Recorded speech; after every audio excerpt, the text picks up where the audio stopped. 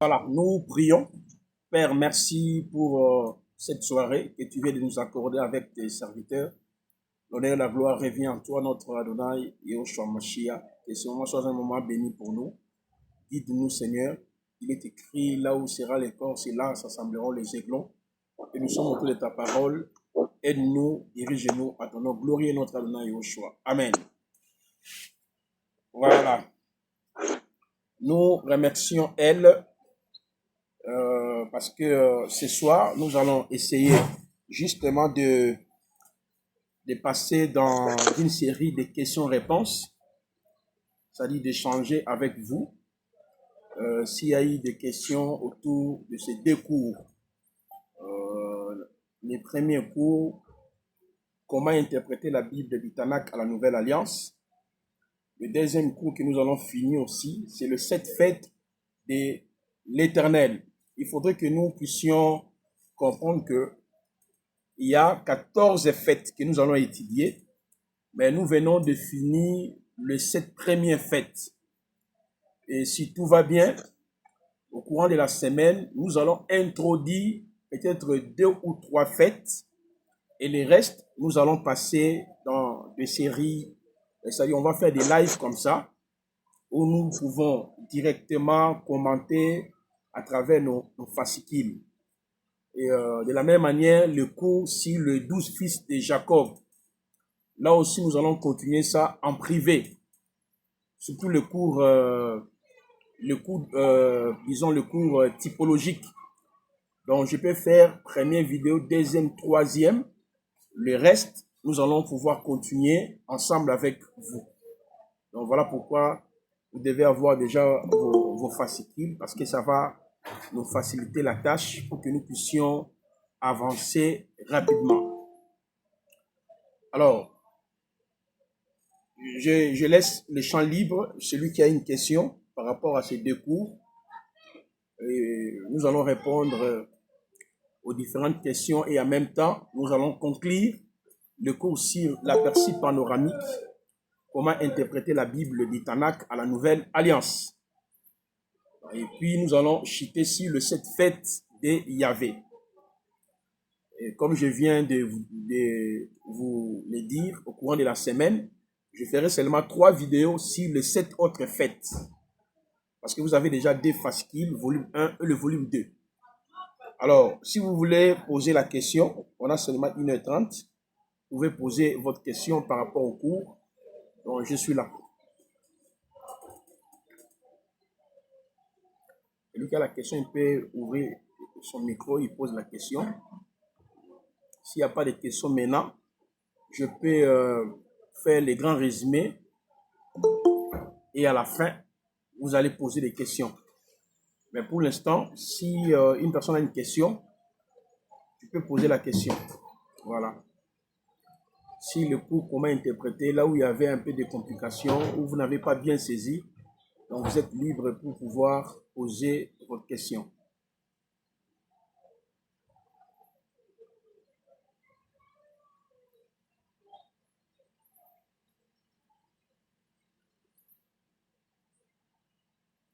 Donc n'oublions pas, vos micros sont fermés. Si tu veux poser la question, il faut appuyer et puis vous ouvrez votre micro. C'est en ce moment-là, vous avez la possibilité de poser la question. Voilà. Avez-vous une question?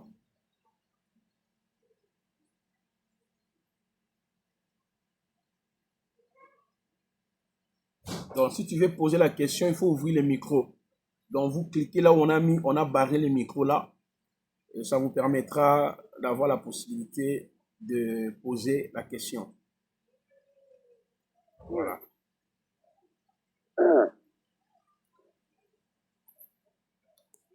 Oui, mon frère. Tu voulais poser une question? Tu as une question?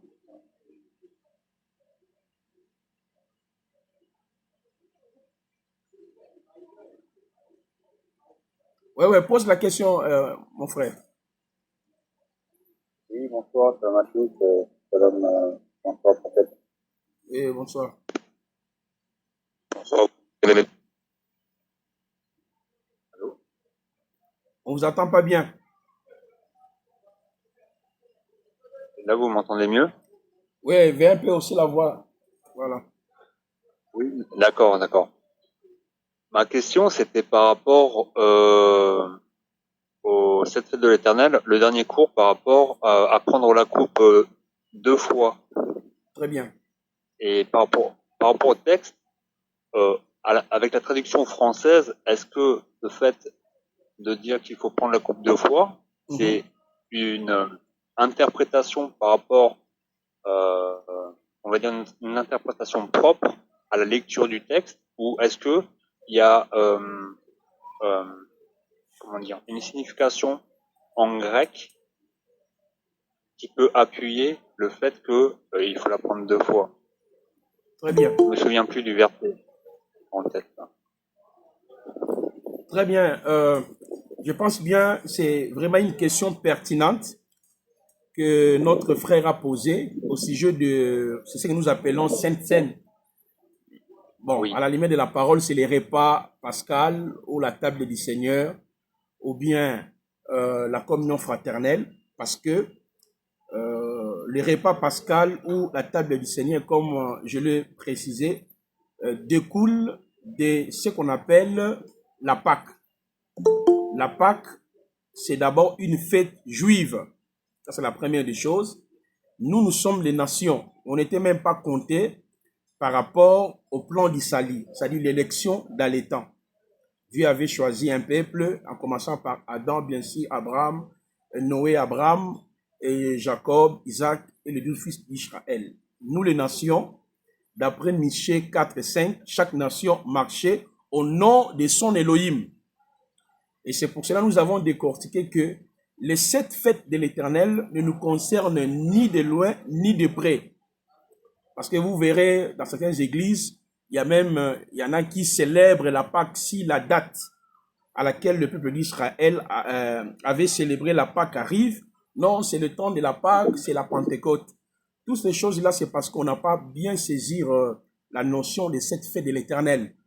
Même le chant de l'applicabilité de ces 7 fêtes de l'Éternel, c'était au Cana. C'est pour cela que nous avons décortiqué qu'en réalité, la Bible, dans son ensemble, le thème central, c'est le salut. Dans le mot salut, soteria, sozo, nous avons ce qu'on appelle les étapes du salut. Nous avons vu ça avec vous depuis l'éternité. Ça, c'était la première étape. Et la deuxième étape, c'est lorsque Adam tombe dans le péché, le Seigneur fut le premier à préfigurer notre salut. C'est pour cela que nous avons décortiqué de Genèse à Malachie. Nous sommes dans la période de la préfiguration ou de la préparation de notre salut. Et dans les 7 fêtes de l'Éternel, nous voyons par contre l'œuvre accomplie par Christ à travers la croix. Pour nous, la célébration a un caractère spirituel. Ce n'est plus physique comme Israël célébrait le fête. C'est pour cela que nous avons décortiqué la fête de la Pâque, parle de sa mort, la fête des pains sans levain parle de son identité, la fête de prémices parle de sa résurrection, la fête, n'est-ce pas, de la semaine qu'on appelle la Pentecôte, parle de Christ qui nous a réunis, la fête des expiations, il a fait l'expiation de nos péchés, la fête des trompettes, il nous a réunis, et la fête, n'est-ce pas, du tabernacle, il est venu habiter avec nous. C'est ça que nous avons étayé tout au long de ces grands cours. Vous voyez, parce que Paul nous dit que personne ne vous juge au sujet du manger, du boire ou d'une fête. C'était l'ombre des choses à venir et le corps, c'est-à-dire l'explication de ces 7 fêtes est en Christ. Mais les Juifs, dans les temps, ne célébraient pas ces 7 fêtes-là dans le caractère spirituel, non, dans un sens spirituel, non. Pour eux, la célébration, elle était physique. Parce que Yahweh, la loi portant la célébration de cette fête de l'Éternel, d'après Lévitique chapitre 23, que nous avons étudié, devrait normalement être applicable au Cana.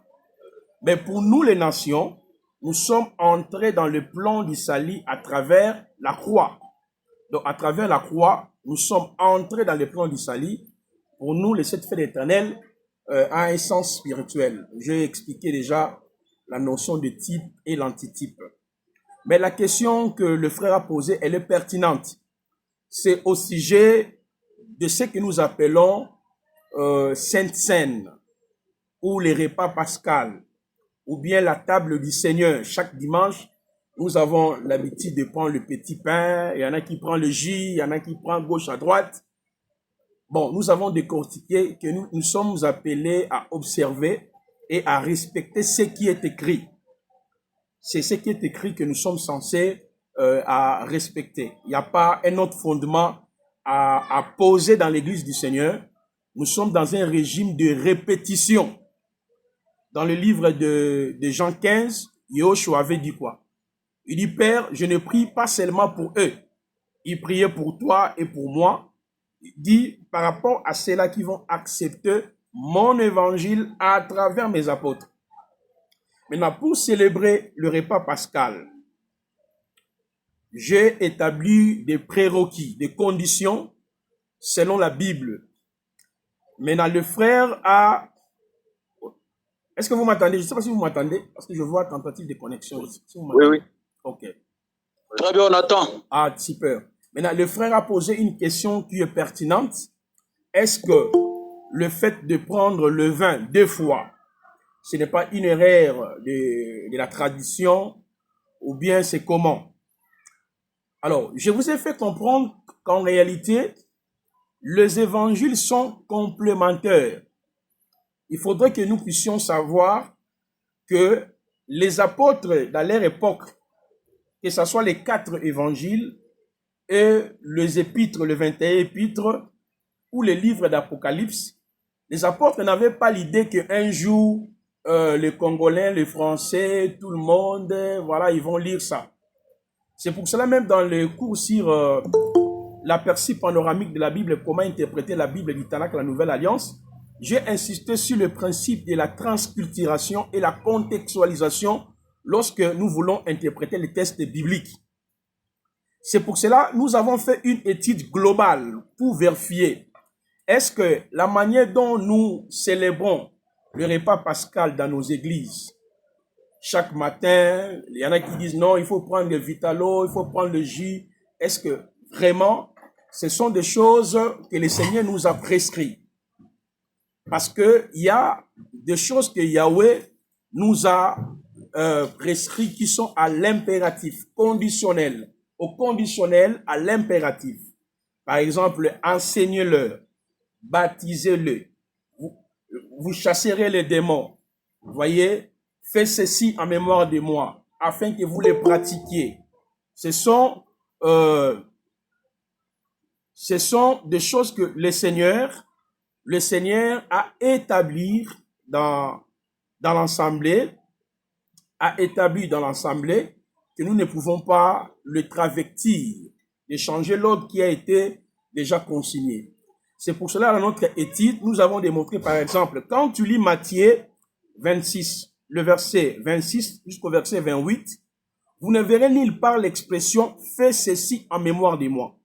Cela veut dire, si on avait seulement l'évangile de Matthieu, on ne pouvait même pas prendre le pain ou le vin comme nous avons l'habitude de le faire. Parce que nulle part dans l'évangile de Matthieu, où il y a une recommandation qui consiste, n'est-ce pas, à faire usage du pain ou du vin.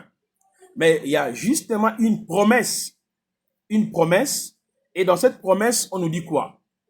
Au ciel, Christ a promis à ses disciples qu'au ciel, nous allons pouvoir boire du vin avec lui. Donc si on avait l'évangile de Matthieu. Mais comme les évangiles sont complémentaires, cela veut dire quoi? Chacun est en train de relater les effets historiques. C'est pour cela quand vous lisez dans certains évangiles, on nous dit que un brigand qui insultait Christ, et dans les autres évangiles, on vous dit le deux brigands qui l'insultèrent. Mais tu peux dire que non, c'est comme s'il y a des contradictions. Ce n'est pas une contradiction. Voyez, chacun est en train de relater les effets historiques. Selon lui, par rapport au récit de ce qu'il avait compris, il y avait un brigand et l'autre a compris, il y avait 2 brigands. Donc les évangiles sont complémentaires. Ce sont des récits qui retracent l'historicité de la naissance de Machia, voilà, son enseignement, sa mort, son parcours.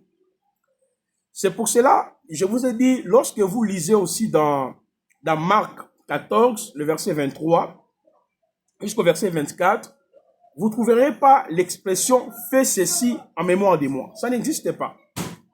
Marc et Matthieu, les deux, nous ont seulement donné l'information, ils nous ont donné, c'est-à-dire, ils nous ont présenté seulement la scène.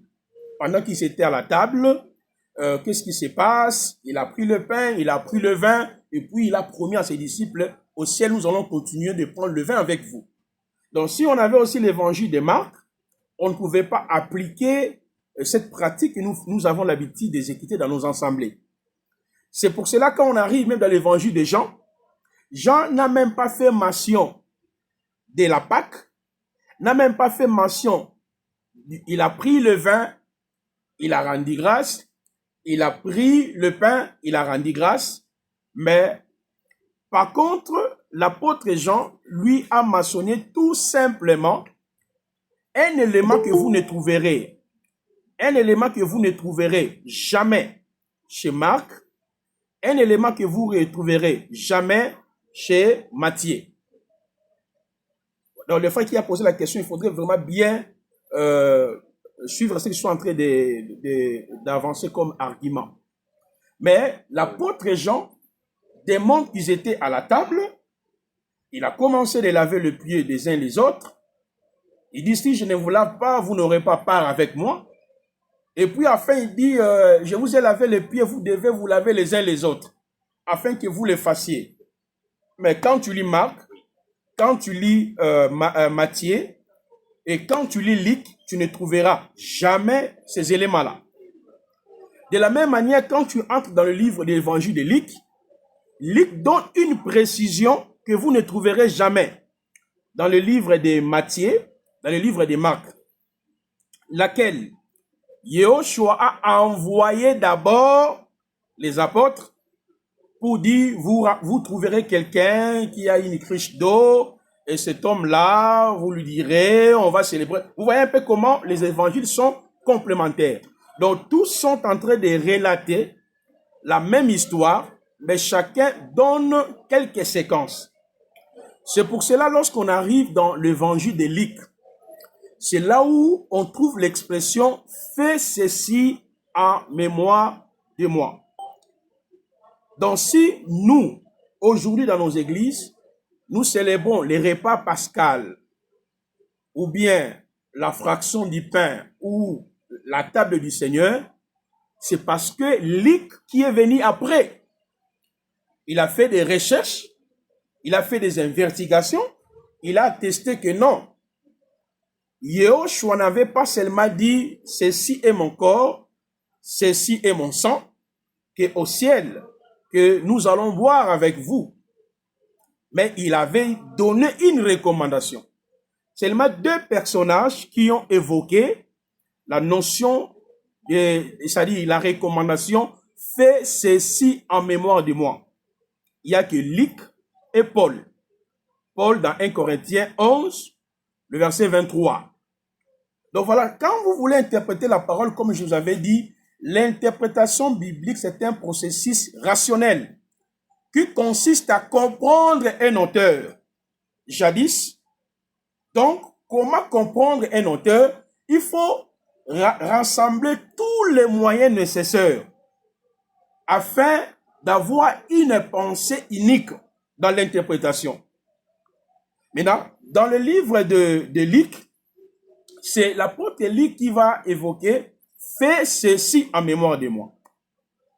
Tu ne trouveras pas ça dans Matthieu et dans Marc. Et dans le livre de Luc, il nous montre qu'il avait d'abord envoyé ses disciples pour préparer la Pâque. Vous ne trouverez pas ça dans Matthieu ni dans Marc. Et dans le livre de Jean, là, Jean nous donne seulement pendant qu'ils étaient à la table. Et cette partie, vous ne le trouverez ni chez Matthieu, ni chez Marc, ni chez Luc. Maintenant, dans la procédure, Luc nous montre que le vin a été pris 2 fois. L'apôtre Paul aussi répète la même chose. Le vin a été pris 2 fois. Pendant le souper, quand tu lis Luc 22, on nous dit pendant le souper, il a pris la coupe. Prendre la coupe, c'est-à-dire prendre le vin. Il a pris la coupe, il a rendu grâce, il donna à ses disciples. Quand tu commences à partir du verset 17, il prit le pain, il donna à ses disciples. Maintenant, quand tu lis le verset 20 à 21 du livre de Luc, il dit après le souper. Après le souper. Ce n'est pas une erreur d'un traducteur ou d'une version. Non. Les évangiles sont complémentaires. Donc, Luc nous dit après le souper, il a pris la coupe. Vous voyez, il est donnant. Et vous allez voir aussi la même expression après le souper dans 1 Corinthiens 11, 23 à 24 à 25. Paul dit dans la nuit où il fut livré, il a pris le pain, il rendit grâce, et après le souper, il a pris la coupe.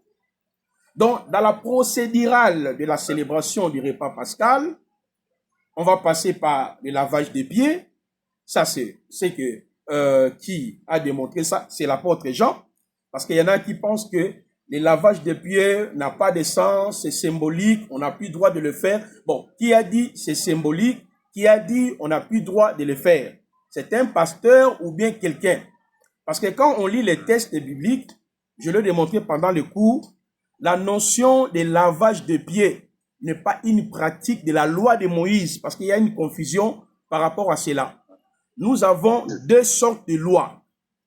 Il y a la loi donnée dans les jardins d'Éden, que l'apôtre Paul appelle ça dans Romains 8, la loi du péché et de la mort. Romains 8, 1 jusqu'au verset 3. La loi donnée dans les jardins d'Éden. Vous allez voir qu'il y avait 2 clauses quand Dieu a donné cette loi. Tu pourras manger de tous les arbres du jardin, mais tu ne mangeras pas. C'est-à-dire, cette loi précite l'obéissance vers Dieu et l'applicabilité même de cette loi dans l'homme. Donc l'homme était censé d'obéir. Maintenant, la première personne qui a lavé le pied de Dieu, c'est Abraham qui est notre père. Dans Genèse 18, le premier a lavé le pied. Donc si quelqu'un dit que la pratique de lavage des pieds, c'est une pratique de la loi. Mais quelle loi? Pas la loi de Moïse. C'est une pratique qu'on retrouve dans la loi du péché et de la mort. De la même manière, le pain et le vin. Parce que la Pâque, l'agneau a été immolé en Égypte. L'agneau a été immolé en Égypte avant la promulgation de la loi de Moïse. Parce que la loi de Moïse, c'est justement l'Éternel a entériné la loi qu'il avait promulguée dans les jardins d'Éden en le multipliant au nombre de 613. Moïse, au mont Sinaï, il a reçu les 613 lois qui sont réparties en 3. Loi morale, loi civile et loi cérémonielle. Mais quand vous voyez même la clause, c'est-à-dire la loi portant la promulgation de cette loi, implique seulement 2 choses. L'obéissance vers Dieu et l'applicabilité. L'homme est censé d'appliquer ces lois-là. C'est ça, en fait, la loi qu'il a donnée dans les jardins d'Éden, mais l'a multipliée au nombre de 613. Vous voyez un peu? L'a multipliée au nombre de 613. Donc, si Abraham a pratiqué le lavage des pieds, Abraham ne se retrouvait même pas dans la loi du péché de la mort, plutôt dans la loi de Moïse, il était sous la loi du péché de la mort. Mais lorsque Israël est sorti de l'Égypte, c'est par là nous voyons maintenant la notion de lavage des pieds qui interviennent, cette fois-ci dans le tabernacle. Je crois que pendant le cours, je vous avais déjà expliqué ça. Et Yahweh a imposé qu'il y ait une cuve de rein ou une cuve de cuivre. Aaron était censé de laver ses pieds, de laver ses mains. Là, le lavage des pieds ne signifie pas le signe de l'hospitalité. là, le lavage des pieds n'a pas la même signification par rapport à la loi de la première occurrence. Dans la loi de la première occurrence, on voit que laver le pied d'une personne, ceci évoque l'accueil, l'hospitalité. Mais par rapport à la prêtrise, par rapport au sacerdoce, laver le pied ne signifie pas l'hospitalité. Non, laver le pied, Yahweh l'a bien défini, c'est pour ne pas que le sacrificateur puisse mourir. Maintenant, lorsque nous quittons cette étape-là, nous revenons justement dans Jean 13. Regardez ce que Christ a dit à l'apôtre Pierre. Pierre étant que juif, connaissant déjà cette pratique, parce que ça se faisait déjà dans le Moyen-Âge, tellement il vivait sur, c'est-à-dire dans une terre où il y avait beaucoup de poussière. Quand on recevait quelqu'un, il fallait laver ses pieds. Même Christ l'a dit dans Luc chapitre 7, comme je l'ai enseigné, j'étais chez vous, vous m'avez pas donné de l'eau pour laver le pied. C'était une pratique. Quand tu reçois quelqu'un, il faut laver ses pieds. C'est ce qu'on appelle l'hospitalité. Mais par rapport à la prêtrise, n'a pas la même signification. Mais comment Christ a pris une pratique qui était ordinaire, une pratique normale, pour l'insérer dans le sens obligatoire? Quand vous lisez vous-même très bien Jean chapitre 13, il commença à laver le pied les uns les autres. Même l'apôtre Pierre, il a dit clairement, maître, lave-moi tout mon corps. Christ a dit non, celui qui est déjà lavé n'a pas besoin, et tout comme ça, vous connaissez la suite. Mais quand vous continuez la suite, il dit, si moi je vous ai lavé le pied, vous devez, ça c'est au conditionnel. Donc si déjà quelqu'un, il dit, on n'a plus besoin de ça, il est contre l'enseignement de Christ. Vous voyez? C'est comme il a dit, baptisez-les. Vous chasserez les démons. Vous imposerez les mains aux malades. Ça, c'est au conditionnel et à l'impératif. C'est un ordre qu'il nous donne. Si je vous ai lavé le pied les uns les autres, vous devez le faire. Vous devez le faire. Et puis, le verset 14 du même chapitre de Jean 13 dit, afin que vous le fassiez. Dans certaines versions, on dit, afin que vous le fassiez. Ça, c'est à l'impératif. Nous sommes dans la langue française. C'est l'impératif, c'est un mot de commandement. Donc, il y a l'ordre, il y a les commandements qu'il nous a donnés. De la même manière, comme je vous ai expliqué, le pain, le vin et le lavage de pieds, ces trois éléments ont d'abord un caractère symbolique. Dans les caractères symboliques, je vous ai dit que le vin et le pain symbolisent la parole. Parce que lui-même a dit, quiconque mange ma chair et boit mon sang, il est mon disciple. Donc pour nous les chrétiens, le fait que nous écoutons la parole, c'est ça, le vin et le pain. Vous voyez? Mais nous avons aussi expliqué dans le sens commémoratif. Il dit, fais ceci en mémoire de moi, parce que tu verras certaines églises, oh non, non, on n'a plus besoin de pain physique. Non, les gens interprètent mal le texte. Selon Jésus-Christ, le pain physique et le vin physique symbolisent l'enseignement. Ça, c'est ce qui est vrai. Jean, je crois, 5, comme je vous avais enseigné ça. Mais Jésus est allé plus loin. Il dit, fais ceci en mémoire de moi. Il parlait de quoi? De le pain physique, le vin physique, le lavage de pieds physique. Donc, ça quitte maintenant la dimension symbolique et ça entre dans une dimension commémorative. Donc, nous sommes censés de faire ça. Pourquoi? Quand nous le fassions, il a dit, cela annonce sa mort et son retour. Mais celui qui dit que non, le pain et le vin aujourd'hui, ce n'est pas d'abord physique, c'est spirituel, c'est l'enseignement. Il a dit vrai. Ça, c'est l'enseignement de Christ. Mais s'il va dire, on n'a plus besoin de ça, ça c'est la sorcellerie carrément. Parce que lui-même, il a révélé à ses apôtres, et les apôtres ont réitéré la même chose. Ils nous ont dit de continuer à faire cela. Et le troisième élément, je vous ai parlé aussi dans les cadres des spirituels. Dans les cadres des spirituels, selon 1 Corinthiens 11, le verset, je pense, 30, 29-30, comme nous avons vu ça, Paul dit, il y a des malades, il y a des infirmes, il y a et tout. Donc, c'est que cette pratique-là guérit, restaure, ouvre beaucoup de choses.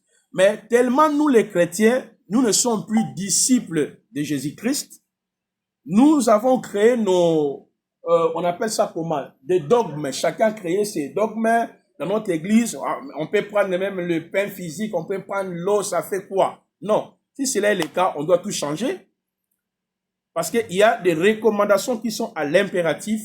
Baptisez-les, vous chasserez les démons, vous imposerez les mains aux malades. Vous voyez, ce sont des recommandations qui sont à l'impératif que nous sommes censés justement d'obéir et d'appliquer.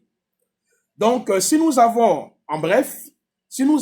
résumé la procédurale pour qu'il y ait la célébration des repas pascal, passer par le lavage des pieds, un seul pain, j'ai parlé même de la composition du pain, le vin sera pris 2 fois, ce n'est pas moi qui ai inventé cela, c'est parce qu'on a lu le texte, on respecte la chaîne de transmission de la pensée, on a pris ce que Matthieu a dit, on a pris ce que Marc a dit, on a pris ce que Luc a dit, on a pris ce que Paul a dit, et nous avons maintenant établi la procédure qui est recommandée dans les textes bibliques.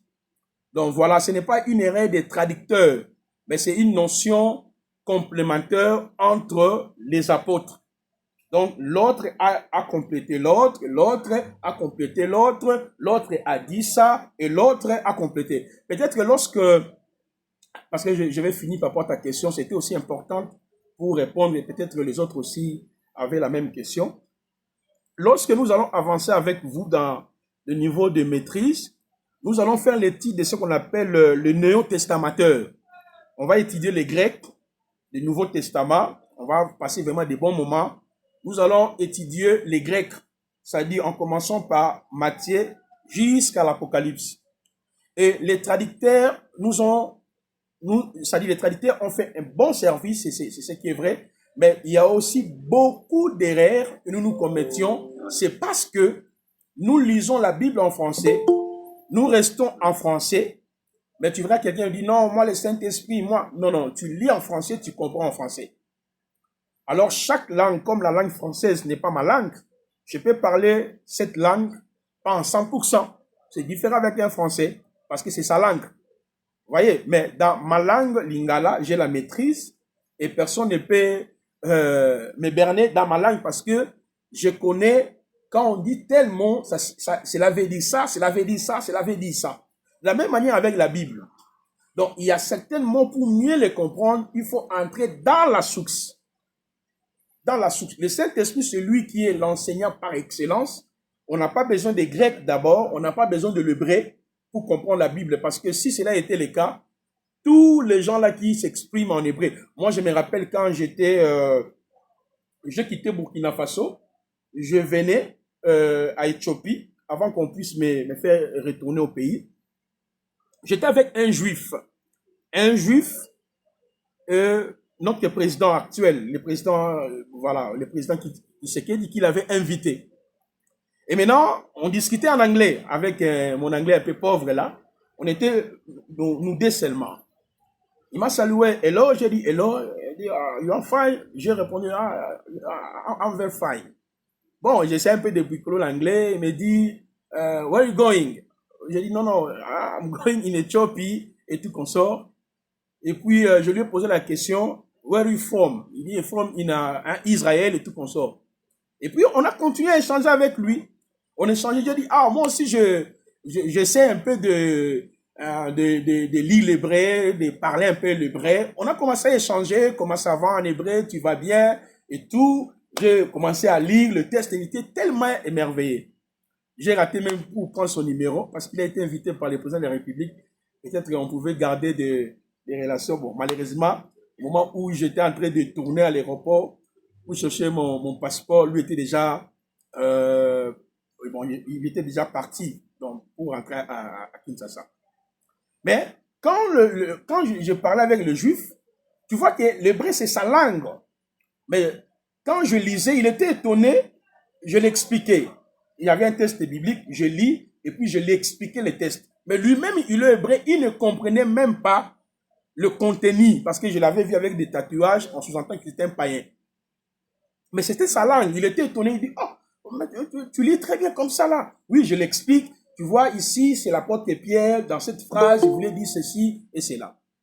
Donc, tout cela, c'est pour vous permettre, quand vous interprétez le texte biblique, n'oublions pas avoir un dictionnaire biblique. Il faut avoir aussi certains livres.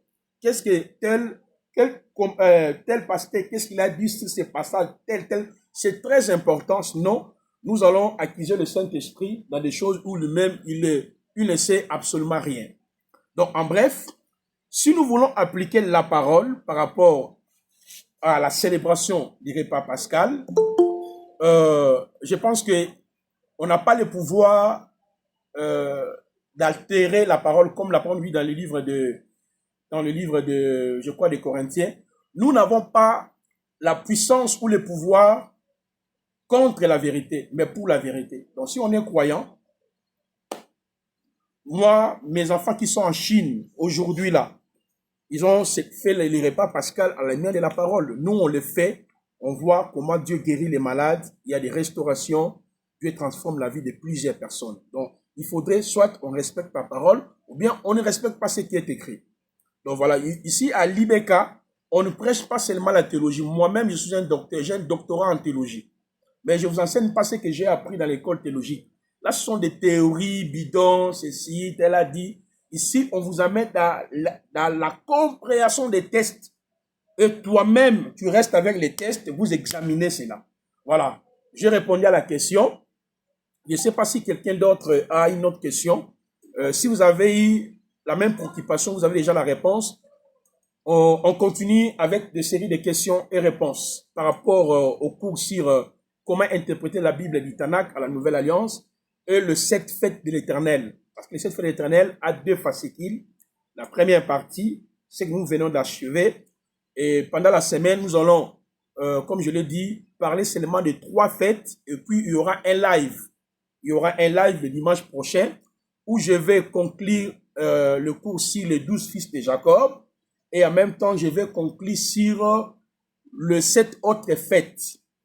Je vais seulement parler sur sabbat. Je parlerai sur l'année sabbatique. Et je parlerai sur jubilé. Les trois autres fêtes, les filles de Jephthé, Hanouka, le Purim, là nous pouvons échanger avec vous en privé. Donc voilà, c'est de cette façon que nous allons faire. Après, c'est là on va prendre encore un autre cours typologique sur le 7 jours de la création. Je vais introduire première leçon, deuxième leçon et les restes, nous allons continuer ensemble avec vous. Je vous encourage vraiment à avoir le fascicule, c'est très important et nous allons avancer rapidement.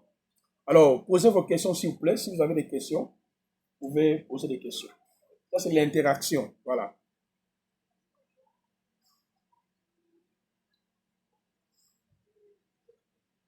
Si vous voulez poser la question, vous ouvrez le micro.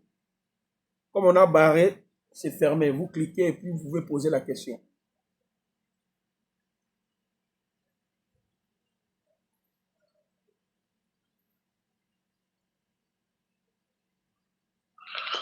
Ah, cher prophète, bonsoir. Bonsoir, mon frère.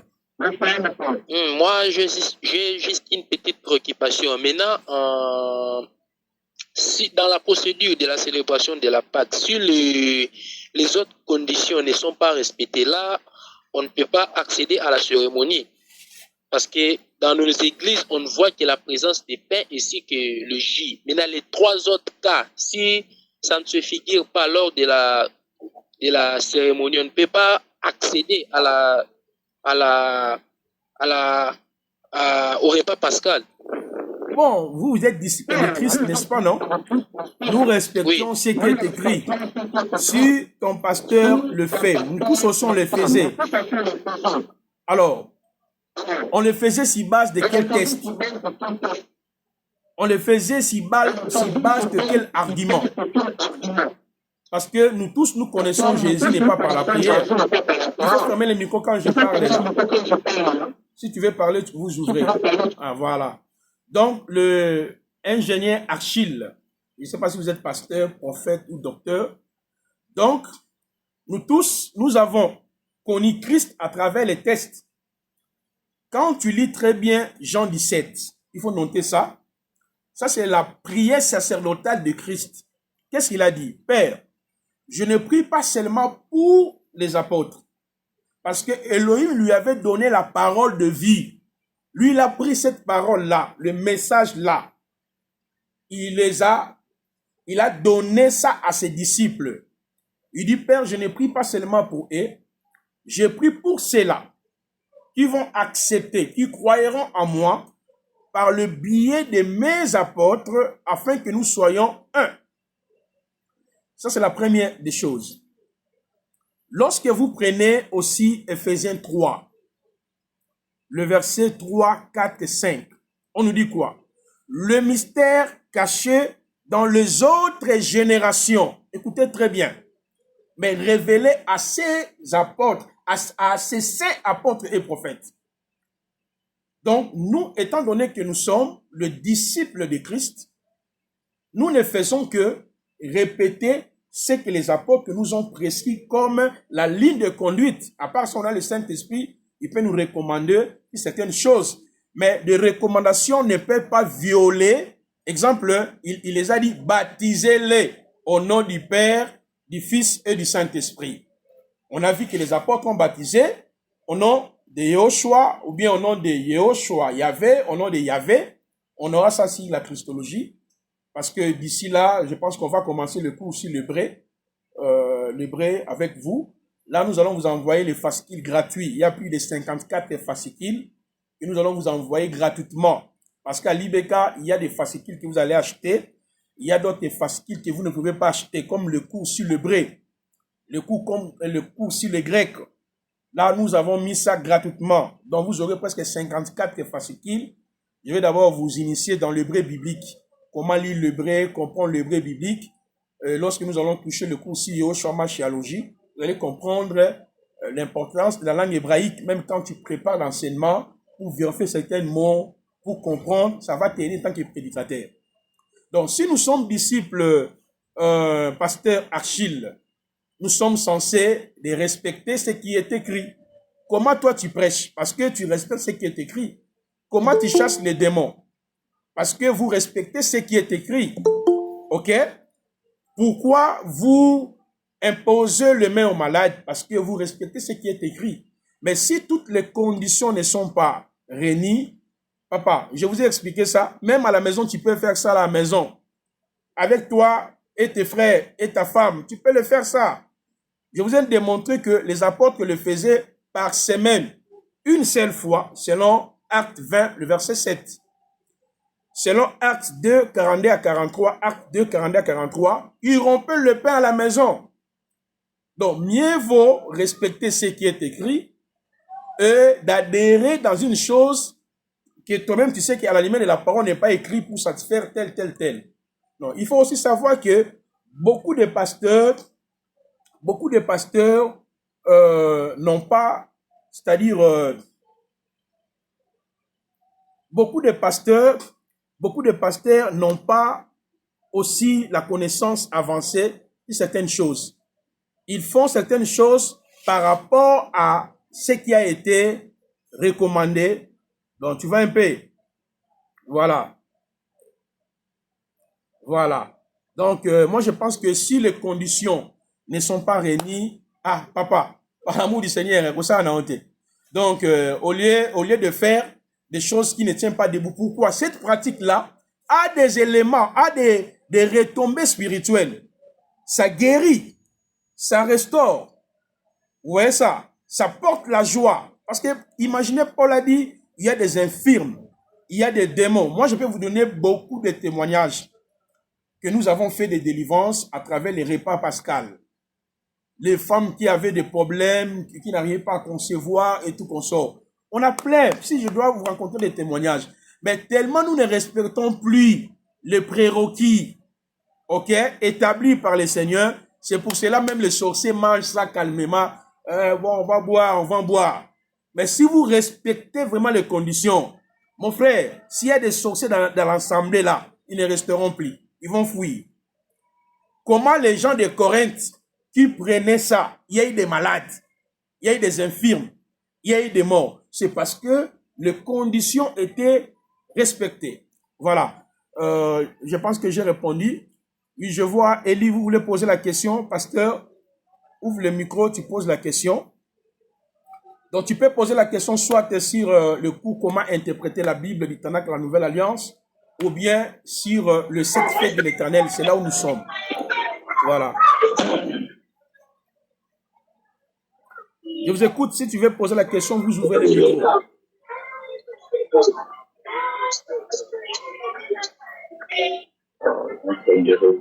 Ferme le micro s'il vous plaît, frère. Si tu ne poses pas la question, le mieux serait de fermer le micro. Shalom. Oui, shalom. Bonsoir, prophète. Bonsoir. Je suis très ravi d'être en direct avec vous. Sinon, j'avais un problème de réseau. Oui. Je n'arrivais pas à me connecter. C'est maintenant que j'ai pu avoir accès. Et le terrain marche, alors. Oui, j'ai même enregistré, même si vous êtes venu en retard, tout est enregistré. Oui. Donc, après l'échange, je vais balancer ça sur la chaîne et partager ça encore sur YouTube pour permettre peut-être aux frères et les sœurs qui n'ont pas eu l'occasion d'écouter. Oui, si vous avez une question, vous pouvez poser la question. Oui, pour le moment, je n'ai pas encore une question, mais je crois que je vais continuer à suivre. Merci. Très bien. On prend une autre personne. Vous avez des questions. Achille, s'il y a encore une question, tu es libre de poser. Hein? Oui, shalom. Shalom, homme de Dieu, et shalom aussi à tout le monde, mes frères et sœurs qui sont là. Vraiment, je suis ravi de joie pour cet enseignement qui est vraiment très profond. Alors, j'ai un peu de petites questions par rapport au message, à l'enseignement de la sacerdoce. Alors, quelle est alors la place maintenant des offrandes en termes de l'argent? Okay. Quelle est la place de la dîme? Quelle est la place de la dîme par rapport au sacerdoce royal? Parce que l'explication a été bien. Vous nous avez expliqué concernant le lavage de pieds. Dans le livre de Genèse, on le voit, si je me trompe, c'est une seule fois que Abraham a fait ce service. Alors, comme c'était une seule fois, je ne sais pas maintenant aussi, la dîme a été donnée une seule fois. Alors, quelle est la place de la dîme qui a été donnée une seule fois? Le lavage de pieds a été fait avec Abraham une seule fois. C'est que on est en train de voir. Alors, quelle est la place de dîme des offrandes dans le sacerdoce royal? Bon, merci pour ça. Et deuxième, par rapport à la soupée. Il faut maintenant voir, il faut avoir de la viande, rôti, toutes ces choses comme ça. Alors, pour célébrer... Tu peux répondre à la deuxième question, s'il vous plaît. Ok, ma question est celle-ci par rapport à la soupée. La soupée. Ah, ok, ok. Alors, concernant le manger, alors, qu'est-ce que nous devons faire? Quelles sont la nourriture que nous devons manger ensemble avec les frères avant de tout se faire et célébrer cette fête? Donc voilà, c'est ça mes questions. Merci apôtre. Une question vraiment extraordinaire. Je l'ai dit, souper, c'est les repas du soir. Bon, je pense que vous êtes de quelle nationalité? Ok, moi je suis présentement en Angola, mais né à Kinshasa. Voilà, mon frère. De ma femme, j'ai été à Kinshasa, toute ma vie, c'est ici à l'extérieur. Ok. Donc, je n'ai pas vraiment encore... Voilà, nous, on ne peut plus prendre l'animal comme est l'agneau, parce que Jésus-Christ a pris l'agneau, c'est conformément à Lévitique 23, comme je l'ai expliqué, et Exode 14. Étant juif, il a respecté cette loi-là. Mais nous, on est des Africains. Si tu manges les foufous, les pondous, le soir, souper veut dire seulement les repas du soir. Pour eux, c'était l'agneau parce que l'agneau a été immolé entre les deux soirs. Maintenant, nous, notre souper, c'est quoi? Ça peut être que Madessou, ça peut être que Fumboa. Je finis de manger avec mes enfants à la maison. Et puis, c'est pour cela que quand tu lis bien 1 Corinthiens chapitre 1 Corinthiens 11, Paul dit que vous ne venez pas ici pour manger, il faut manger dans vos maisons. C'est-à-dire, cette pratique est toujours liée au souper. Maintenant, je peux manger soit des foufou, kwanga, bon, je ne sais pas chez vous en Angola, si vous mangez quoi trop. Voilà. Hein? Vous mangez là, vous terminez bien, et puis tu entres. C'est une pratique très dangereuse, surtout pour les gens là qui sont indignes. C'est une pratique aussi bénéfique pour nous les chrétiens. Vous avez peut-être des difficultés, des problèmes. Au lieu de faire boire les gens prends huile d'olive des Indiens, prends ceci, bois. Non! Fais des recommandations du Seigneur, parce que parmi les recommandations du Seigneur, on a dit, au nom de Jésus-Christ, les malades sont guéris. On dit, au nom de Jésus-Christ, les paralytiques marchent, parce qu'il nous a dit, ce sont des recommandations. Donc, chaque recommandation de Christ, il y a toujours des valeurs ajoutées, les aspects spirituels. Donc, souper, ça dépend de vous. Tu peux finir, même moi là qui vous parle, dès ce soir, je commence même un temps de prière de 1 mois. Mais le Seigneur m'avait dit d'appliquer ça avec les repas pascal. Parce que les repas pascal est comme les médicaments. Ça nettoie d'abord l'intérieur, ça te guérit des maladies incurables.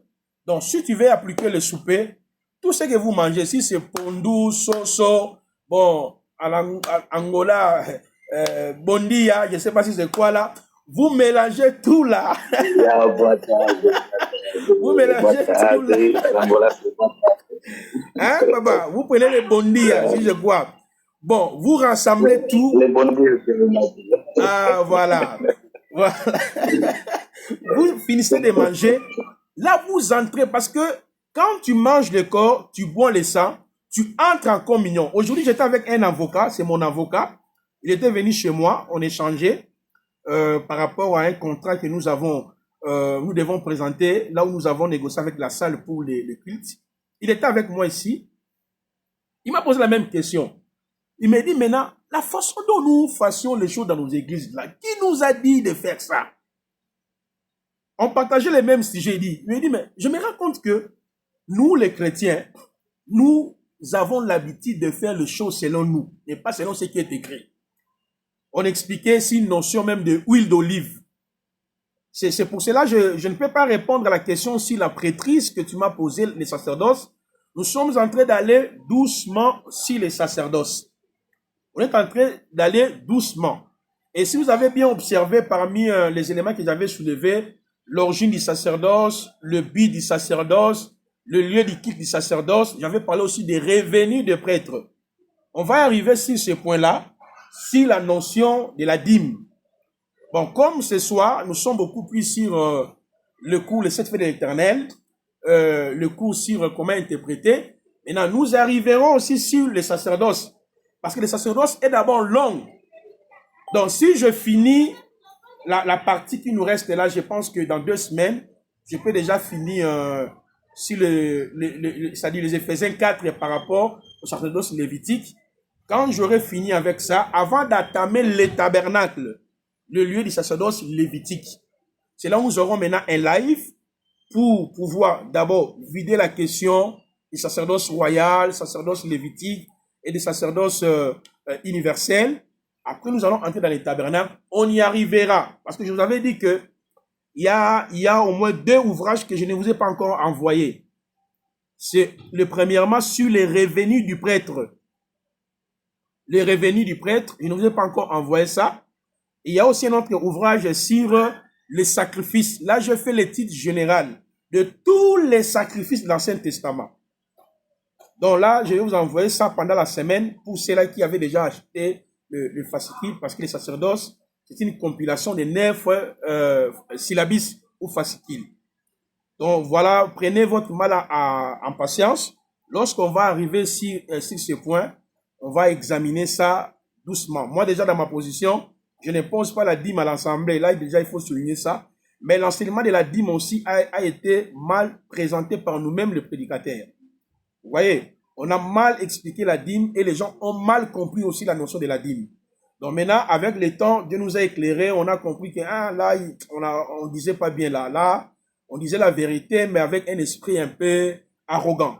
Donc voilà, c'est avec le temps, on a compris qu'il faut revenir d'abord sur le message de la croix, l'essentiel, le point qui semblerait un peu contradictoire, on peut traiter ça avec le temps.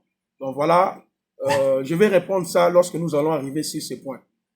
Alors, je vais dire un mot sur le cours, comment interpréter, et puis on va prendre la dernière série de questions. Nous allons clôturer notre séance de questions-réponses. Je vous ai dit ceci. Lorsque vous voulez bien interpréter le texte biblique, surtout l'Ancien Testament, oui, je vis message rien, surtout l'Ancien Testament. L'Ancien Testament, c'est la notion de la préfiguration de notre salut. Je voulais préciser. À l'IBK, nous avons un cours qui est intitulé « L'étude de quelques personnages ». L'étude de quelques personnages. Par exemple, je vais seulement introduire sur ce cours-là quelques personnages, mais il y a beaucoup de fascicules qui est lié à ce cours-là. Le cours typologique, ça vous permet justement de réaliser que notre salut fut préparé dans l'Ancien Testament. Mais tu verras dans certaines assemblées, bon, moi j'ai fait trop de débats, hein. Ça c'est ma passion. J'ai fait les débats avec les gens, peut-être que vous ne les connaissez pas, chez nous ils sont pleins, on les appelle les gens de l'évangile éternel, les assemblées de saints. Vous voyez? Maintenant, on a fait des échanges avec eux. Pour eux, l'évangile éternel c'est quoi? Lion, c'est Jésus, Judas, c'est Jésus. Ça. Non, le type n'est pas l'évangile. Le type n'est pas l'évangile. C'est pas parce qu'on dit le tabernacle, à l'entrée du tabernacle, il y avait 3 portes. Les 3 portes là, veut dire 3 dimanches. Ça, ce n'est pas l'évangile. C'est justement un type. Un type, c'est un moyen qui me permet de comprendre l'antitype. Pas seulement l'antitype, et de comprendre l'évangile. Donc, si vous voulez vraiment que votre prédication soit entrayante, il faut toucher les types, il faut toucher l'antitype, et finir maintenant avec l'évangile. Je vous encourage, vous êtes déjà des prédicateurs, je vous encourage vraiment de suivre aussi ma façon de prêcher. Exemple, un enseignement que j'ai dispensé à Lubumbashi sur les triomphes des croyants après l'œuvre achevée. C'est très important. Vous allez voir aussi l'esprit de prédicateur. Parce que vous risquerez, tu commences, Samson, petit soleil, c'est Jésus. Quand Samson va à Timna, Timna c'est la loi de Moïse. Vous voyez, quand Samson quitte Delilah, le chemin là c'est la grâce. Mais là vous prêchez quoi? Vous ne prêchez absolument rien du tout. Même la personne qui vous entend là, qu'est-ce qu'il comprend? Il ne comprend rien. Vous voyez, Samson là, quand il a pris les lions, c'est la loi. Et, oh, papa, tout ça là, tu t'embrouilles pour rien. Ce n'est même pas l'évangile, c'est le type. Ça n'a rien à voir avec les messages. Donc, c'est un moyen seulement de voir la croix, d'avoir Christ.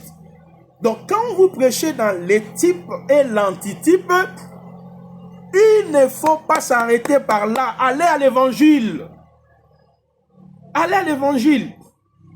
Parce que pour mieux faire asseoir cela, il faut aller à l'évangile. Les types ne sauvent pas, ne donnent pas la vie. Je ne peux pas citer le nom de gens ici.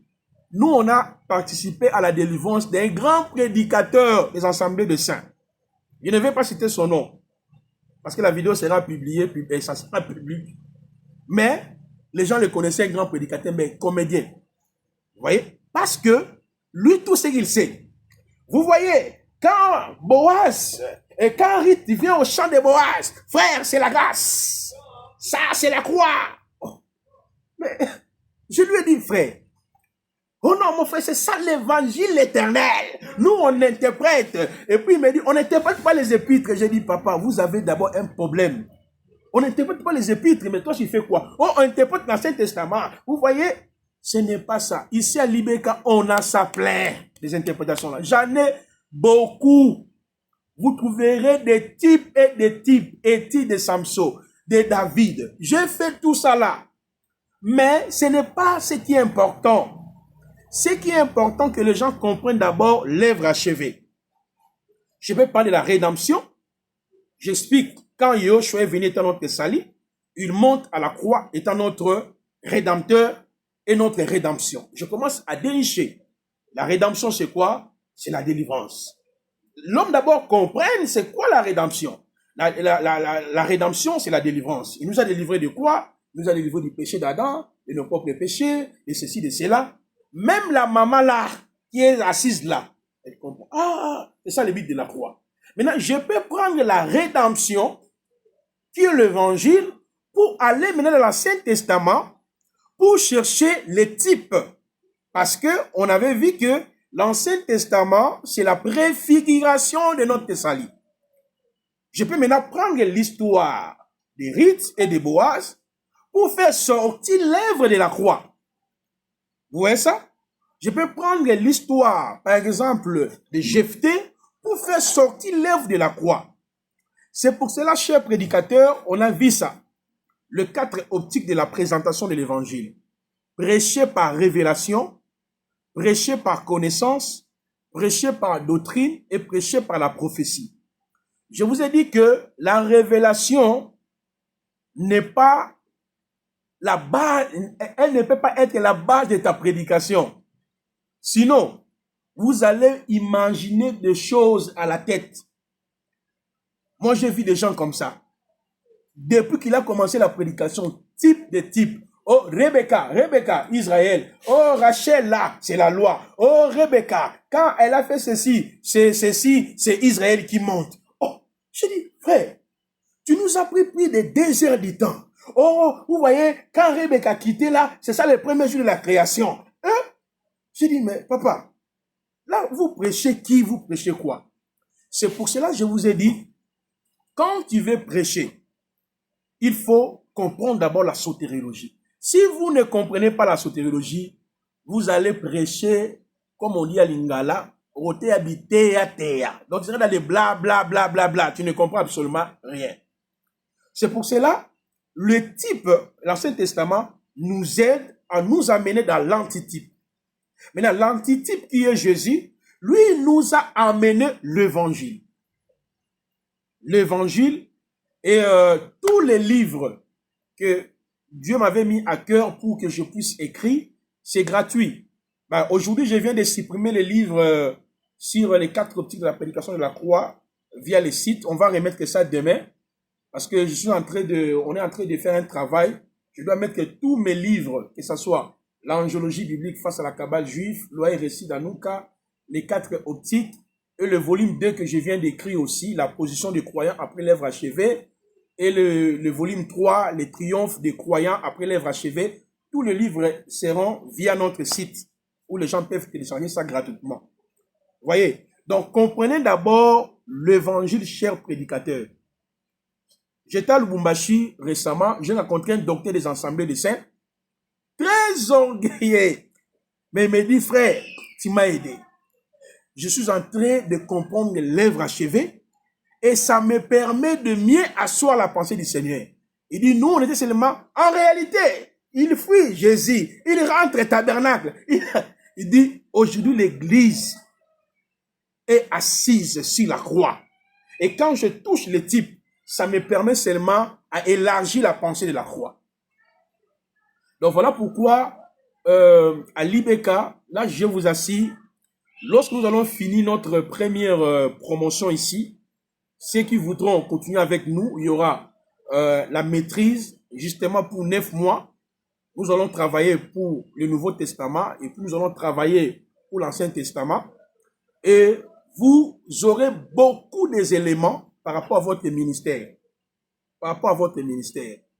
Donc voilà, l'interprétation est très importante, ce cours-là.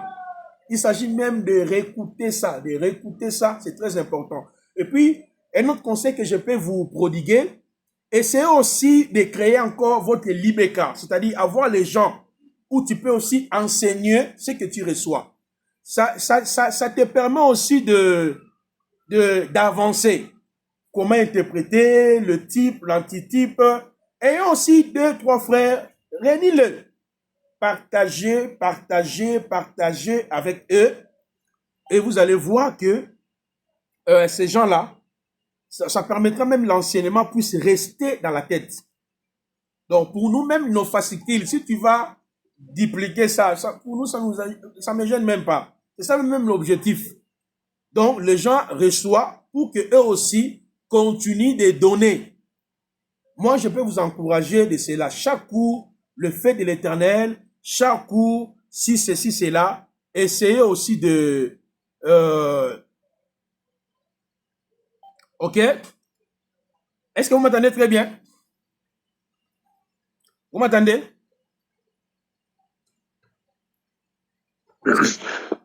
Oui, le son, c'est bon, non? Oui, ça coupe.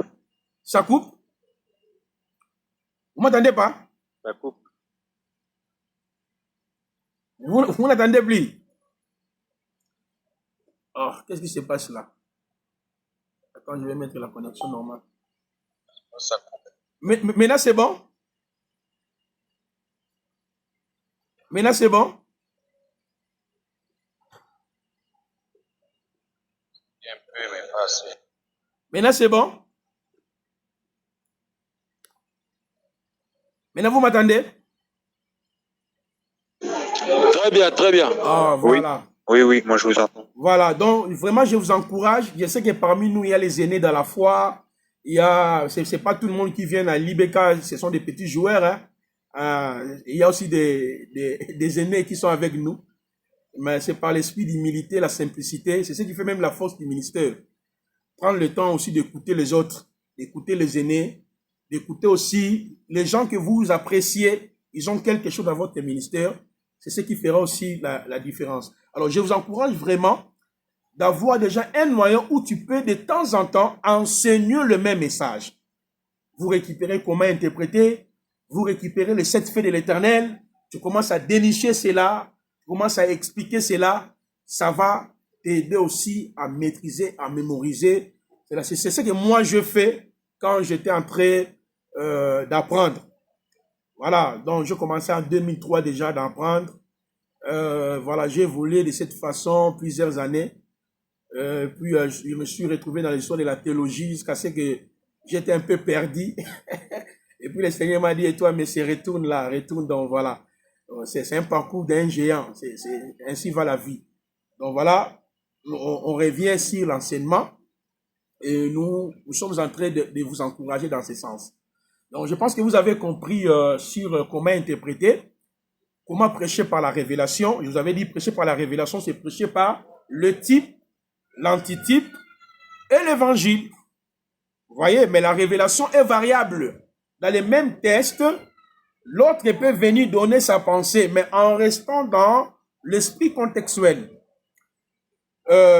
Prêcher aussi par la connaissance, c'est répéter ce qui est écrit. Mais que ce soit la connaissance, celui qui prêche par la connaissance, il peut toucher aussi la révélation, il peut toucher aussi la doctrine, il peut toucher aussi la prophétie. Donc, les 4 optiques se complètent, justement. Et je vous ai dit encore, il y a des optiques qui ne changent pas. Lesquelles? C'est la prophétie et la doctrine. Vous avez vu comment on nous a menti ici, Covid-19, 666, tout le monde disait des choses. Moi, quand j'ai écouté, j'ai dit, hein, on est fort, hein? Oh, Covid-19, marque de la bête. Et après, j'ai dit, ah! On est ici là, ça va finir. Aujourd'hui, il n'y a plus Covid-19. Donc, marque de la bête est fini déjà. Vous voyez, tout ça là, c'est parce que les gens n'ont pas maîtrisé la notion de comment prêcher par la prophétie. Lorsque nous allons commencer les enseignements prophétiques ici, avec vous, nous avons un lot de 14 fascicules sur la prophétie. On va toucher le livre d'Apocalypse chapitre 1 jusqu'au chapitre 22. Donc, nous on appelle ça l'Ibeka, l'interprétation mot à mot. On va expliquer chaque verset, contexte et tout consort. On va aller de cette façon-là. Vous allez comprendre que ce qu'on a l'habitude de nous parler là, ça n'a rien à voir même avec la prophétie. Quand Trump avait pris le pouvoir, j'ai suivi un eschatologue, pas maintenant là, avant. Il dit, Trump veut dire trompette. J'ai dit, Seigneur, oh, Trump veut dire trompette, et les trompettes sonnent. Les gens vont entrer dans les repos. Et quand il viendra, il va mettre les repos. Qui vous a dit que Trump là va mettre le monde dans les repos? C'est lui qui viendra établir la paix. C'est Yahushua Mashiach. C'est Christ qui viendra établir la paix. Aucun président du monde, selon la prophétie, ne peut régner sans l'approbation de Satan. C'est lui qui est le Seigneur de la terre. Vous voyez? Et quand la Bible nous dit, même quand les hommes diront paix et sûreté, c'est quand? C'est à la seconde moitié de la semaine de la prophétie, lorsque l'Église sera déjà au ciel. C'est pour cela que nous allons apprendre la prophétie biblique sur les 7 sceaux, les 7 groupes, les 7 trompettes, les 6 piliers futuristes de l'Église, la doctrine de l'enlèvement, le tribunal de Christ, des festins de noces de l'agneau. On va toucher maintenant la place d'Israël dans la prophétie, israéologie. On va étudier l'histoire d'Israël dans le passé, présent et futur, les différentes guerres d'Israël et l'échec d'Israël. On va retracer l'historicité. Vous voyez ça? Ça nous permettra, quand tu prêches, tu sais ce que tu es en train de dire. C'est pour cela que beaucoup de prédicateurs mentent au nom du Saint-Esprit. Ah, mon livre, mon sang, tout m'a dit. Bon, mon livre, mon sang, tout m'a dit. Bon, j'ai mélangé le français lingala, comprenez. Donc, moi, le Saint-Esprit m'a dit. Moi, le Saint-Esprit m'a dit. Saint-Esprit t'a rien dit. Tu m'as. Oh, ne prenez pas le vaccin. C'est 666. C'est manque de la bête. Il y a même des gens qui ont donné des révélations. Dieu m'a montré, quand tu prends ça, Apocalypse, tout ça là c'est faux. Tout ça là c'est faux. Ça n'a rien à voir avec la prophétie biblique. Mais par la grâce du Seigneur, nous allons toucher aussi les enseignements prophétiques et le Seigneur nous fera grâce. Moi, ce que je vous dis, prenez soin de noter, même quand vous suivez l'enseignement. Je sais que quand j'enseigne, il y a beaucoup de détails. Mais prenez soin de noter des points essentiels. C'est très important. Ne suis pas seulement parce que je comprends. Non. Ayons l'esprit de l'humilité quand tu écoutes l'autre. Notez. C'est ce que moi je fais. Et quand j'arrive quelque part, je ne viens pas comme un enseignant puissant. Je vais vous donner un témoignage. J'étais à Lubumbashi pour la conférence. Le pasteur en question, pour la première fois, m'avait négligé. Hein? Bon, c'est pas moi qui étais le prédicateur, disons, c'était un pasteur qui a dit, ah, bon, moi je serai occupé, mon petit là, c'est lui qui va prêcher. Je viens dimanche dans son bureau, il me dit, vous appelez comment? C'est lui qui va prêcher. Hein? J'ai dit, ah, prophète, ah, c'est toi? Donc, il me regarde, les chaussures, il me regarde partout, j'ai dit, ah, Seigneur, qu'est-ce qui se passe ici? J'ai senti la colère au fond de moi. J'ai dit, ah, les pasteurs aiment dénigrer les gens comme ça. Il dit, ah, c'est toi le prédicateur, hein, c'est toi qui vas prêcher. J'ai dit, oui papa, je sais moi, oui papa. Au fond de moi, je disais, attends, quand je vais monter à la chaire là-bas, il va changer le langage. Et aussitôt, je suis allé. Bon, comme moi, je ris beaucoup, il me donne la chaire, amen, shalom, shalom. Et quand j'ai commencé d'enseigner, il observait. Il écoute le message. Il était debout. C'est lui-même qui m'a fait encore retourner. Il m'a invité, il a payé l'avion, le billet. Et je finis aussi. Là, c'était la première fois quand j'ai prêché. Bon, j'ai fini là, je rentre. Et puis, ils m'ont donné une offrande. Bon, j'étais dans l'obligation de partager avec les pasteurs qui m'avaient cédé la place. Après, il m'a appelé, petit, viens, s'il te plaît, tu vas prêcher. Je suis allé prêcher. Ils ont écouté les triomphes des croyants par la croix. Les triomphes. Hein? Il a écouté. Bientôt là, je serai encore là-bas.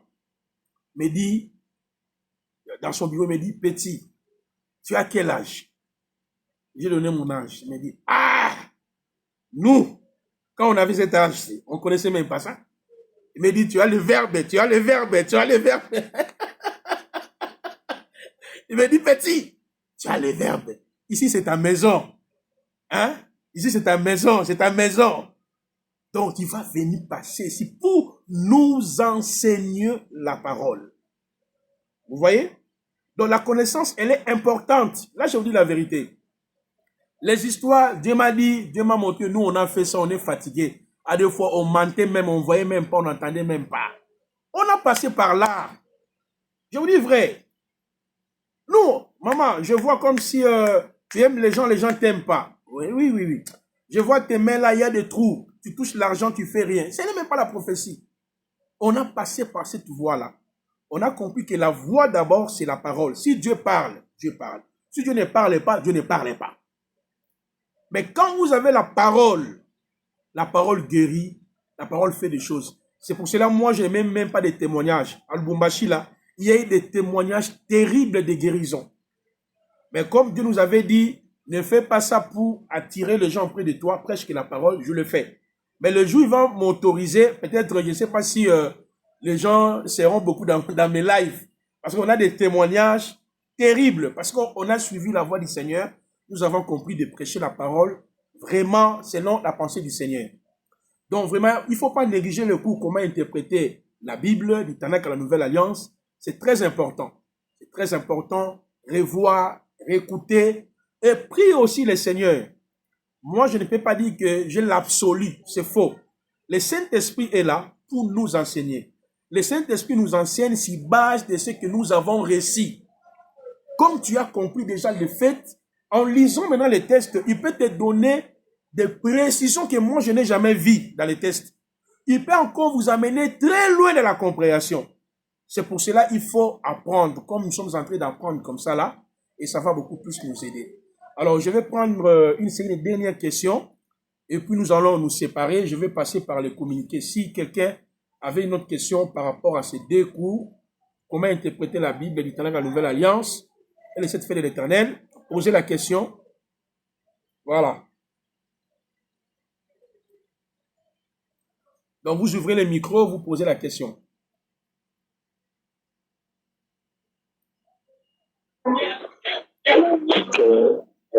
Bonsoir encore une fois de plus.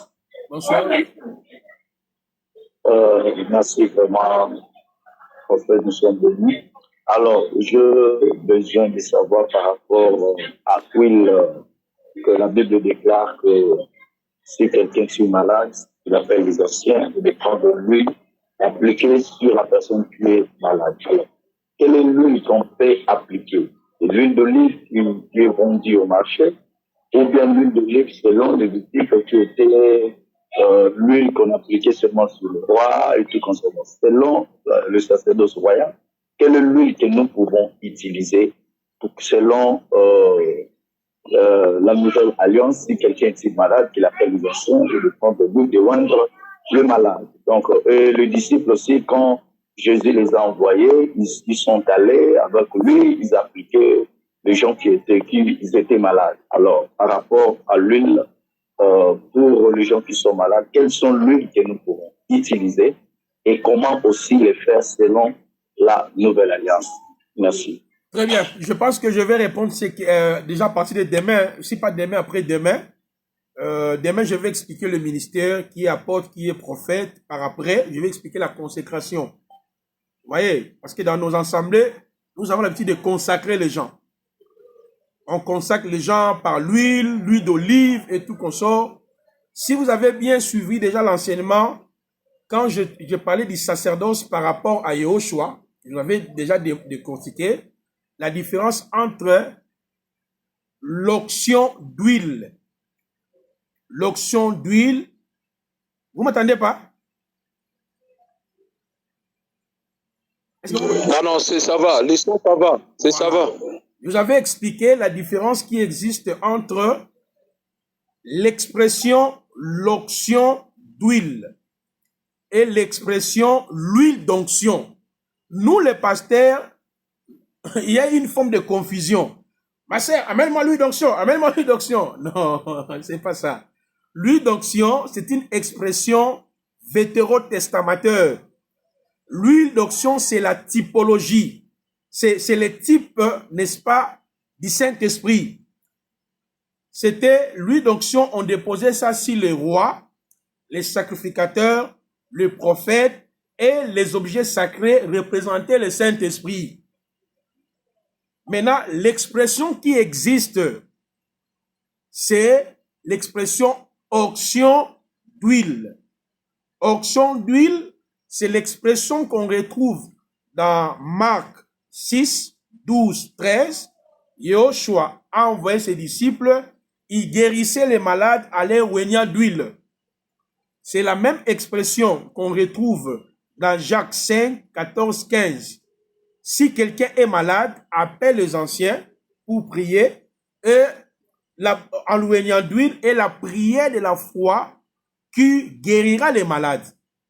Maintenant, comme nous ne sommes pas sur le cours sur le sacerdoce, je vais dire en bref, là-bas, on ne parle pas de l'huile d'onction. Parce que l'huile d'onction, dès le départ, c'est l'huile d'olive qu'on a ajouté les ingrédients et c'était devenu une huile sacrée réservée pour les prophètes, les rois, les sacrificateurs. Mais dans Jacques, on parle de l'huile ordinaire qu'on appelait l'huile d'olive. L'huile d'olive, dans l'Ancien Testament, on utilisait ça aussi dans les cadres thérapeutiques. Les gens qui avaient des plaies, des problèmes de peau, Si vous prenez Ésaïe chapitre 1er, 4 et 6, on a appliqué ça. Maintenant, dans Marc, parce que tu as posé la question, Jésus a envoyé les apôtres, ils appliquaient l'huile. Mais exactement, parce que là, Christ est dans la première phrase de sa mission. Dans la première phrase de sa mission, il n'est pas le sauveur des nations, il est le sauveur d'Israël. Vous voyez? Et comme en Israël, les gens souffraient des problèmes de peau, la Bible nous dit les apôtres guérissaient les malades en appliquant l'huile. Les malades, là, ce sont les gens, lisez Ésaïe 1, 6 et 4 et 6, les gens qui avaient les problèmes de peau. Vous voyez?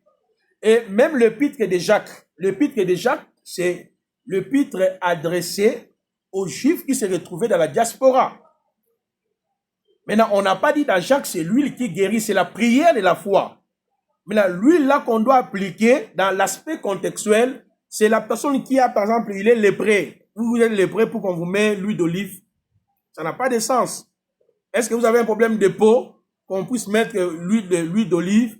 Non. Si quelqu'un peut-être a des problèmes de peau, tu peux prendre de l'huile d'olive pour appliquer sur son corps. Vous voyez, parce que Jacques, c'est déjà la nouvelle alliance. Bien sûr, dans le sens contextuel, c'est la lettre qui est adressée aux Juifs, mais comme c'est une épître, ça nous concerne. Donc, si dans votre église, quelqu'un a des problèmes de peau, tu peux prendre de l'huile d'olive, tu appliques, pas de problème. Mais nous, aujourd'hui, l'huile d'olive, c'est pourquoi? Pour avoir l'argent, avoir la délivrance, avoir les mariages, avoir les diplômes. Est-ce que vous m'entendez bien? Rien, vous m'entendez? Allô? Est-ce que vous m'entendez? Je ne sais pas si vous m'entendez là.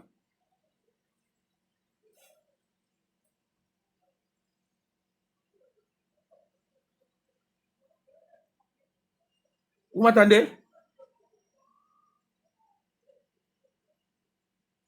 Cher apôtre Regen, mais qu'on puisse rester toujours connecté. Est-ce que vous Il est là, le prophète de Ah, voilà. Ah, voilà. Ferme le micro. Donc, vous voyez un peu, il y a une forme de confusion. Donc, au courant de la semaine, je vais expliquer ça. Par exemple, c'est bon, hein? Vous m'entendez très bien, non? Très bien, homme de Dieu. Par exemple, consécration. Est-ce que dans la nouvelle on peut consacrer quelqu'un? C'est faux. Vous voyez? Maintenant, on veut consacrer le pasteur, on prend l'huile d'olive. Mais ça c'est la comédie. Ça, c'est vraiment la pure comédie. Parce qu'on n'a pas compris le sens du sacerdoce. Comment tu peux prendre l'huile de goyave là, tu prends ça, tu jettes ça sur la tête d'une personne. On veut les consacrer pour devenir pasteurs. Mais ça, c'est la pire comédie. C'est parce qu'on n'a pas compris le sacerdoce. Ben, moi, ce qui vous parle, on m'avait fait ça. On a pris l'école pastorale, on a pris l'huile là, on a mis ici ma tête là, beaucoup. Mais quand Dieu m'a éclairé dans la parole, je suis allé vers mon père, j'ai dit, ah papa, ce que tu avais fait là, mais dans l'Ancien Testament, c'était l'huile d'olive, mais sacrée, il y avait des aromates. Mais il dit, ah petit, Dieu ne voit pas ça, ce qui compte seulement, c'était pour embellir ces moments-là. Mais tu as raison. J'ai dit, non, c'est pas ça. Alors, c'est parce qu'on n'a pas compris le sacerdoce. Voilà pourquoi le cours sur le changement du sacerdoce est tellement important. Au fur et à mesure que nous serons en train d'avancer, on va se rendre compte que on a commis beaucoup d'erreurs dans notre façon de faire les choses. Donc voilà, homme de Dieu, nous allons approfondir la question. Je pense au courant de la semaine, je vais traiter la question sur la consécration des ministres, l'ordination, voilà comment nous sommes entrés dans le sacerdoce royal, nous aussi. Le son n'est pas bon? Est-ce que vous m'entendez? Ah, voilà. Ça va. Ouais, c'est bon, Nabi. On vous écoute très bien. Il y a un problème de connexion des fois, mais ça va quand même. Ok. Donc voilà, en gros, nous, c'était juste pour toucher beaucoup de points, échanger avec vous. Mais si vous avez aussi des questions, n'hésitez pas. Tu peux me contacter, tu m'écris. Même pas, on n'a pas un live, tu peux suivre le cours. Il y a une question urgente. Vous pouvez aussi, n'est-ce pas, me faire signe. Voilà, me faire signe, me contacter pour me dire, ah voilà, prophète, explique-moi, on peut échanger. Donc pour aujourd'hui, nous arrivons à la fin. Je voulais passer par les communiqués.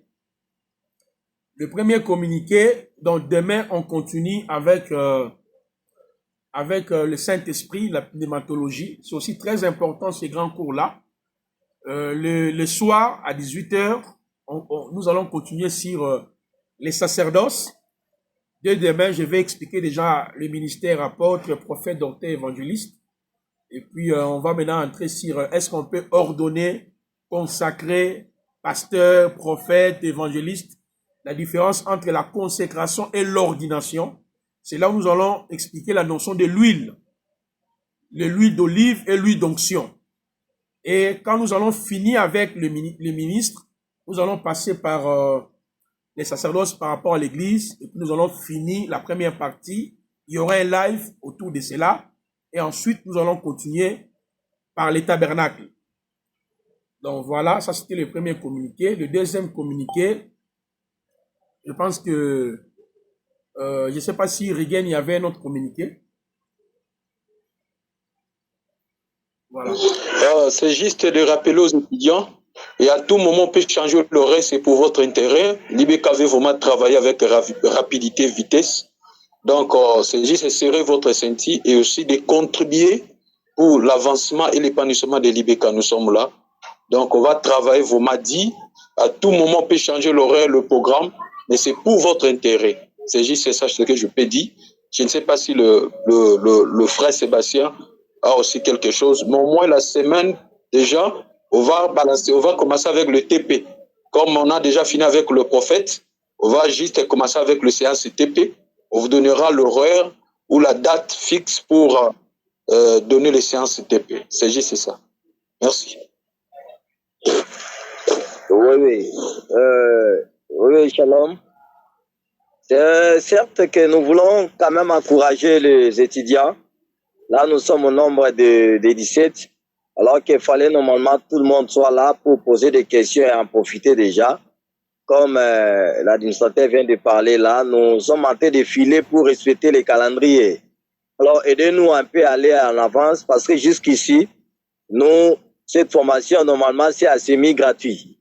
Normalement, avec la qualité de la formation, ce qu'on vous demande là, $20 ou 20 €, c'est absolument rien. D'ailleurs, les autres l'envoient sans pour autant envoyer la contribution volontaire.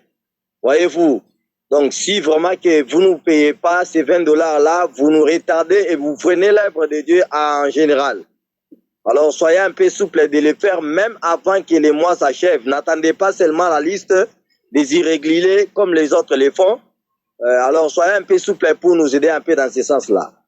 Voilà un peu. Nous allons nous voir dans les TP et voir comment les choses vont évoluer dans l'ensemble. Mais pour aujourd'hui, tout est clair jusqu'ici. Merci. Merci beaucoup.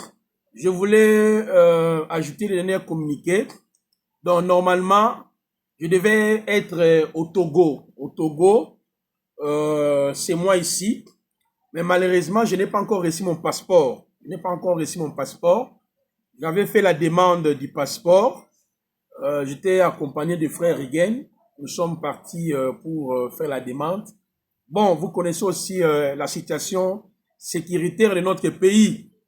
Avec le mouvement qu'on appelle M23, ils ont récupéré Goma et tout consort, dont les activités, les ministres, dont les activités sont bloquées.